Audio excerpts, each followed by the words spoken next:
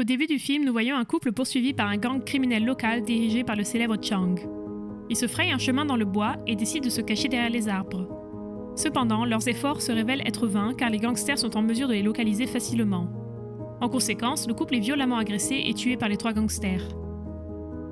Dans la scène suivante, on nous présente un couple nommé Yod et Bua qui vivent dans un village rural. Ils sont profondément amoureux et ont juré de se marier le moment venu.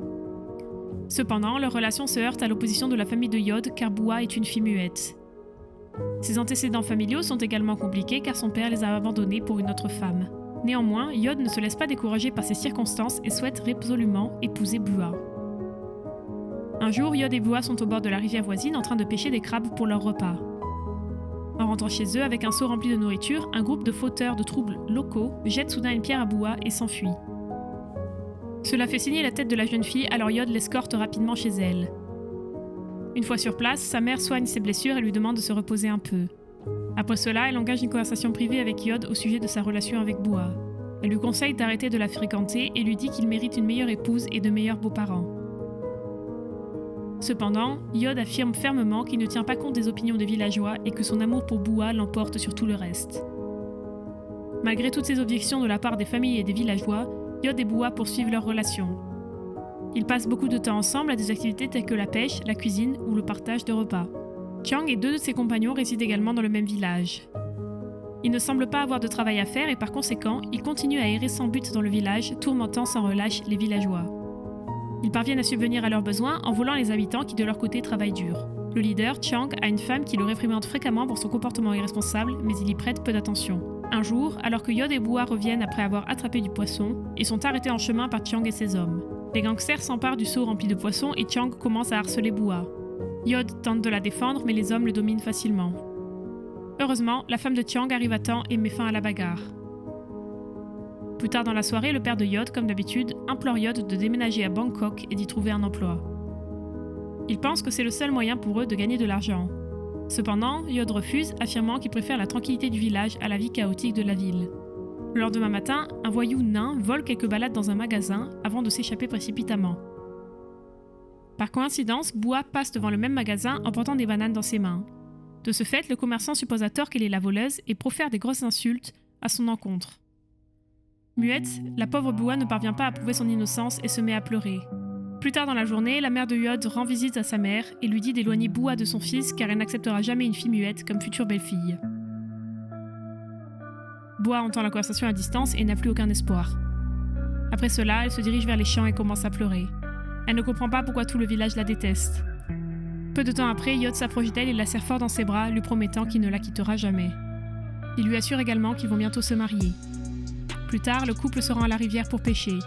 Tandis que Yod s'occupe à régler le filet de pêche, Chang et sa bande arrivent furtivement dans les lieux et enlèvent Bua. Ils s'éclipsent dans les bois où Chang tente de la déshabiller avec force. Bua essaye vaillamment de riposter, mais sa résistance ne lui fait qu'infliger de nouvelles violences. Pendant ce temps, Yod prend conscience de la disparition de sa petite amie et en fouillant les environs, découvre sa sandale abandonnée. Cela lui fait réaliser que Bua est en danger. Il court alors dans les bois et commence à crier son nom. Peu de temps après, il aperçoit les gangsters agresser brutalement Bua, ce qui l'incite à s'engager dans une bagarre acharnée contre eux. Malheureusement, Yod n'est pas à la hauteur et il est facilement maîtrisé et éliminé. Après cela, Chang s'en prend à la jeune fille et assassine le couple de sang-froid. Les gangsters enterrent ensuite Yod et Bua dans un endroit tenu secret dans les bois. Ce soir-là, la mère de Bua attend impatiemment le retour de sa fille à la maison. Cependant, lorsque la nuit passe sans qu'elle ne donne signe de vie, elle décide de rendre visite à la famille de Yod dans l'espoir qu'ils aient des informations. À son grand désarroi, elle découvre que Yod n'est pas non plus revenu la veille. Plus tard, les 2 groupes de parents partent à la recherche de leurs enfants disparus. Lorsqu'ils atteignent les champs, ils tombent sur les biens laissés par Yod et Bua, aggravant encore plus leurs inquiétudes. Peu de temps après, ils reçoivent des informations d'un villageois qui les informe que Chang et sa bande poursuivaient le couple la veille. En apprenant cela, les parents se rendent chez Chang pour le confronter, mais comme on pouvait s'y attendre, le célèbre chef de gang les menace et les renvoie. Se retrouvant désemparés, les parents endeuillés décident de signaler la disparition de leurs enfants au poste de police local, exprimant même leurs soupçons à l'égard du chef de gang, Chang. Cependant, la police exige des preuves concrètes avant d'enquêter sur la base de soupçons.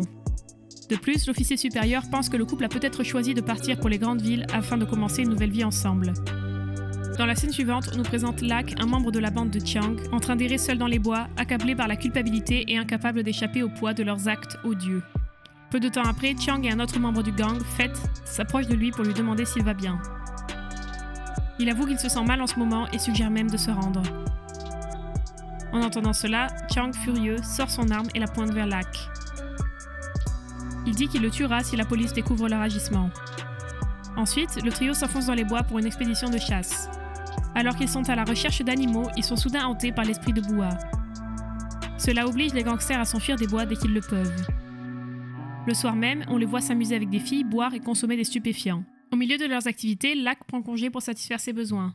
Alors qu'il commence à s'éloigner, il remarque de façon soudaine une fille vêtue de blanc allongée sur le sol. Lak s'approche lentement d'elle et en la retournant, il découvre qu'il s'agit de Bua. Cela le terrifie, alors il retourne rapidement auprès de ses amis.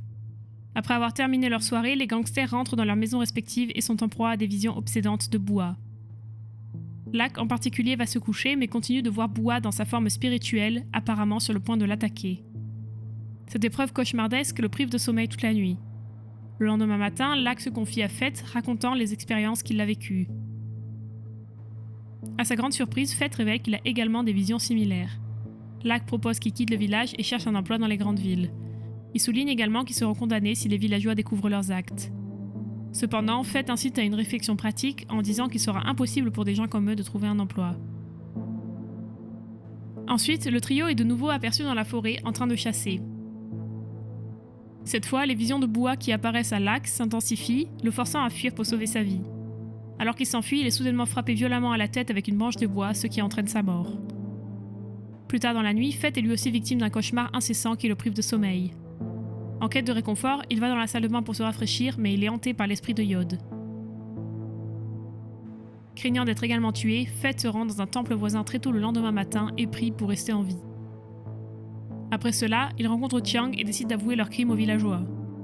Mais une fois de plus, le chef du gang se met en colère et lui donne un coup de poing au visage, lui ordonnant de garder le silence. Alors que ce dernier continue d'insister, Chiang le tabasse violemment. Cette nuit-là, Chiang fait un rêve effrayant dans lequel il est attaché à son lit, tourmenté par les fantômes de Yod et Bua qui s'approchent de lui d'un air menaçant avec une hache. Le lendemain, alors que Fett pêche dans une rivière voisine, il est surpris par un bruit effrayant.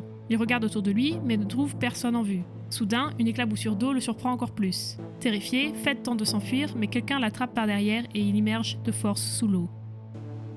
La mort mystérieuse de Lak et Fett inquiète le père de Chiang. Il exhorte donc Chiang à avouer ses mauvaises actions, l'avertissant d'un sort similaire s'il ne le fait pas.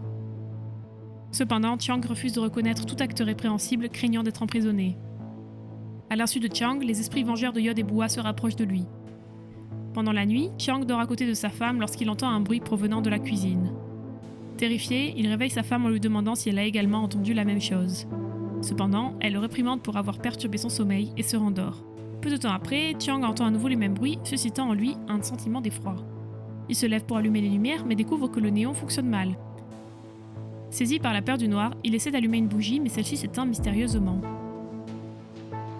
À ce moment-là, l'esprit de Bua se matérialise devant lui pour le hanter. En réponse, Chiang saisit précipitamment un couteau et poignarde à plusieurs reprises la silhouette fantomatique. Cependant, il se rend vite compte qu'il a poignardé sa propre femme, entraînant sa mort. Chiang n'arrive pas à croire ce qu'il a fait et commence à pleurer comme un bébé. À ce moment-là, un personnage non identifié apparaît derrière lui et l'assomme. Au bout d'un moment, Chiang reprend ses esprits et se retrouve retenu. À son grand étonnement, Yod et Bua apparaissent devant lui, tous deux apparemment vivants. Ici, la vérité est enfin révélée. Peu de temps après que les gangsters aient enterré le couple, la pluie s'est abattue sur eux, leur permettant de reprendre conscience de leur état entre la vie et la mort. Puis, malgré leurs blessures, ils ont réussi à se libérer de la boue suffocante. En se soutenant l'un et l'autre, ils ont soigné leurs blessures et se sont réfugiés dans la forêt pendant plusieurs jours. Lentement mais sûrement, ils se sont rétablis, animés par une détermination inébranlable à se venger des mauvaises actions commises contre eux. Convaincus qu'il faudra le mal pour détruire le mal, ils ont commencé à hanter leurs bourreaux dans toute la mesure du possible, puis les ont tués les uns après les autres. En entendant la révélation, Chiang plaide pour sa vie comme elle l'a déjà fait Bua dans le passé. Cependant, les rôles étant maintenant inversés en faveur du couple, ils ne tiennent pas compte de son désir et l'achèvent pour finalement terminer leur vengeance. C'est tout pour cette vidéo, n'hésitez pas à partager vos réflexions sur ce film dans les commentaires et n'oubliez pas d'aimer et de vous abonner, cela nous aide tout particulièrement. À la prochaine, ciao!